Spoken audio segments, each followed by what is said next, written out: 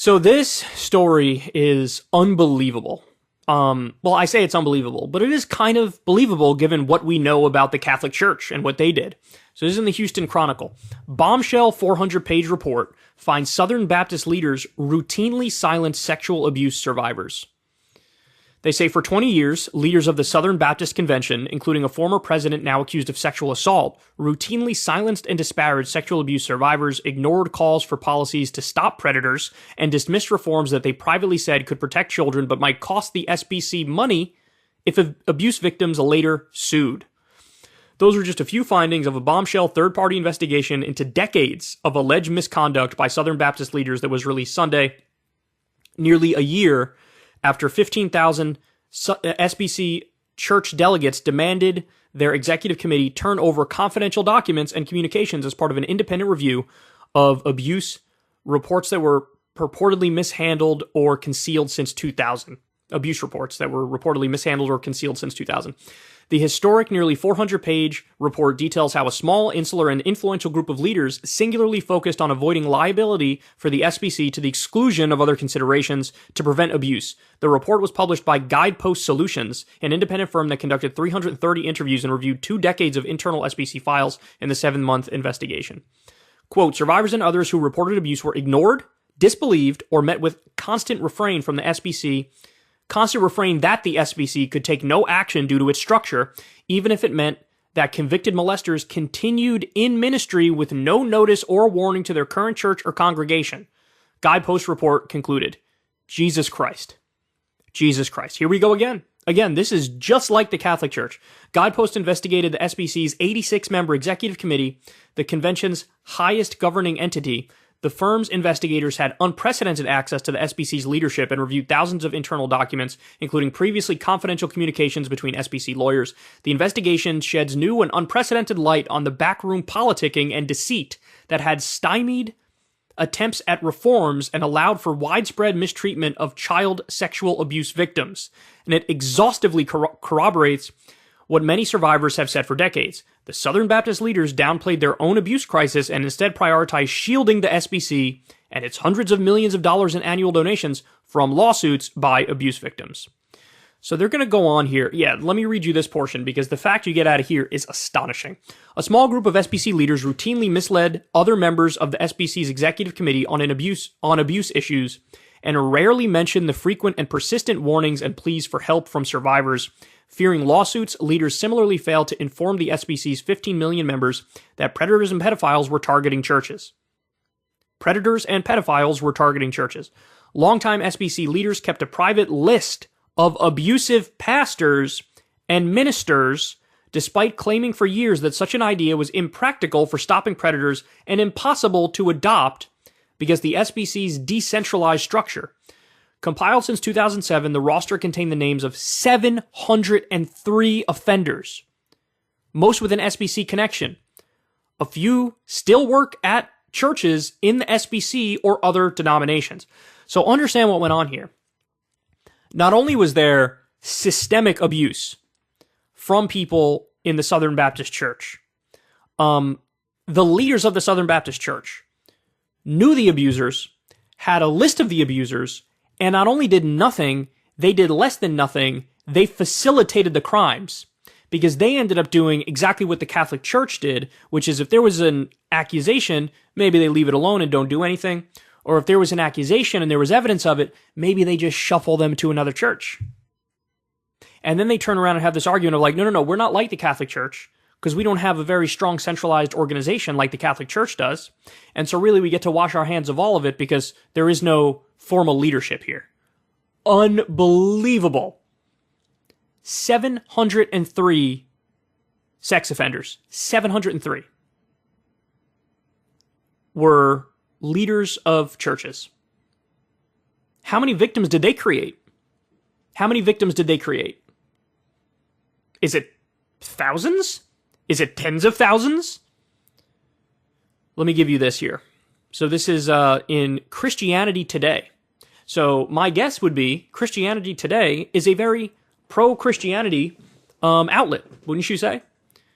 This is the Southern Baptist Apocalypse The abuse investigation has uncovered more evil than I imagined. This is from Russell Moore.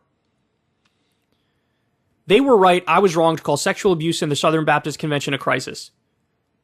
Crisis is too small a word. It is an apocalypse. Someone asked me a few weeks ago what I expected from the third-party investigation into the handling of sexual abuse by the Southern Baptist Convention's Executive Committee. I said I didn't expect to be surprised at all. How could I be? I lived through years with that entity. I was the one who called for such an investigation in the first place. And yet, as I read the report, I found that I could not swipe the screen to the next page because my hands were shaking with rage. That's because as dark a view as I had of the SBC's Executive Committee, the investigation uncovers a reality far more evil and systemic than I imagined it could be. The conclusions of the report are so massive as to almost defy summation. It corroborates and details charges of deception, stonewalling, and intimidation of victims and those calling for reform. It includes written conversations among top executive committee staff and their lawyers that display the sort of inhumanity one could hardly have scripted for villains in a television crime drama. It documents callous cover-ups by some SBC leaders and credible allegations of sexually predatory behavior by some leaders themselves, including former SBC president Johnny Hunt, who was one of the only figures in SBC life who seemed to be respected across all of the typical divides. And then there is the documented mistreatment by the executive committee of a sexual abuse survivor whose own story of her abuse was altered to make it seem that her abuse was a consensual affair, resulting, as the report corroborates, in years of living hell for her. For years, leaders in the executive committee set a database to prevent sexual predators from quietly moving from one church to another to a new set of victims had been thoroughly investigated and found to be legally impossible given Baptist church autonomy. My mouth fell open when I read documented proof in the report that these very people not only knew how to have a database, they already had one. Allegations of sexual violence and assault were placed, the report concludes, in a secret file in the SBC Nashville headquarters. It held over 700 cases. Not only was nothing done to stop these predators from continuing their hellish crimes, staff members were reportedly told not to even engage those asking about how to stop their child from being sexually violated by a minister. Rather than a database to protect sexual abuse victims, the report reveals that these leaders had a database to protect themselves. Indeed, the very ones who rebuked me and others for using the word crisis in reference to Southern Baptist sexual abuse not only knew there was such a crisis, but were quietly documenting it, even as they told those fighting for reform that such crimes rarely happened among people like us. When I read the back and forth between some of these presidents, high-ranking staff, and their lawyers, I cannot help but wonder what else this can be called but a criminal conspiracy. So, if you go on, I mean, there are details of outright rape. Plenty of examples of outright rape. And there are victims who are underage. There are victims who are, of legal age. They lied and said some relationships were consensual when they weren't. And look, this is now... Southern Baptist Church is now in the exact same boat as the Catholic Church was in. And the Catholic Church paid out billions of dollars. They settled and spent billions of dollars because the abuse was rampant. It was almost like the reason you get into the church and the reason you become a priest is because you get access to vulnerable, impressionable kids and then you abuse them. And it appears like this is exactly what was going on with Southern Baptists.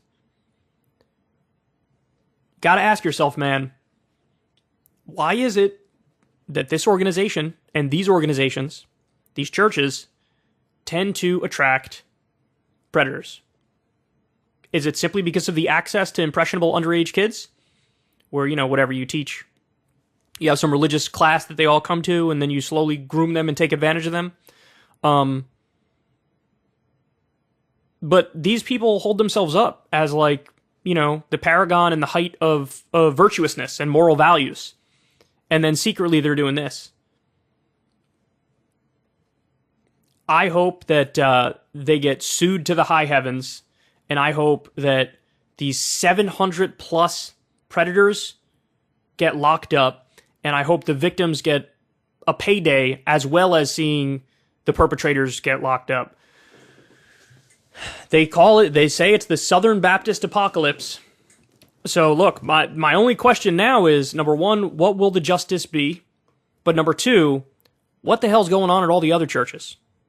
And understand something. There's a difference between, like, if you're an individual who's religious, I have nothing against you. Like, I'm not religious myself, but there's nothing wrong with being religious. So among the people, this is not the problem. It's the institutions of these various churches that are the problem.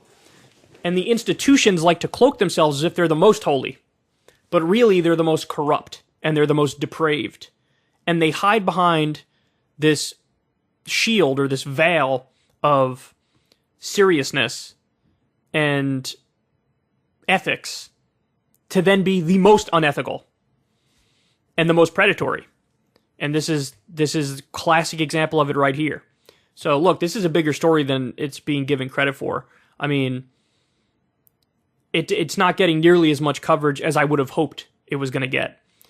The Catholic Church scandal was hideous, and they paid out billions, and it was systemic over there. It appears like the exact same thing is happening with Southern Baptists. So whatever the next Christian organization is that goes down, I can assure you there will be another one, because it appears like doesn't matter the denomination, doesn't matter the worldview, but these religious institutions protect their own and overlook or help facilitate the most immoral of actions possible. If you want to see me and Crystal Ball interview legends like Noam Chomsky, Cornel West, and more, subscribe to Crystal Kyle and Friends on Substack. $5 a month gets you the video version a day early. Remember, we take 0 ad dollars for this podcast. Or you can sign up on Substack for free and get the audio version a day later. Link in the video description box below.